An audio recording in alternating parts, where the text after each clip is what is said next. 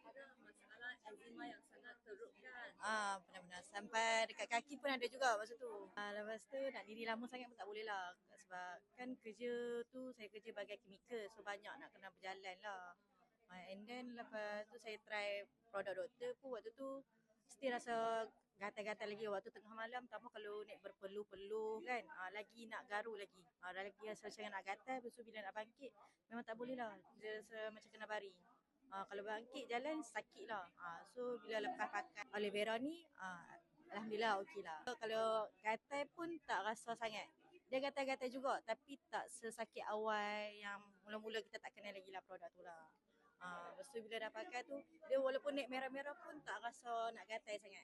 Dia sapu bagi hilang merah je. Dulu kalau naik bintik-bintik merah tu, auto dia akan rasa sakit, pedih-pedih. Tapi kali ni kalau naik pedih-pedih pun tak rasa macam dulu lah. Saya pakai produk B Propolis, lepas tu Absorb C, yang krimnya aloe vera jelly.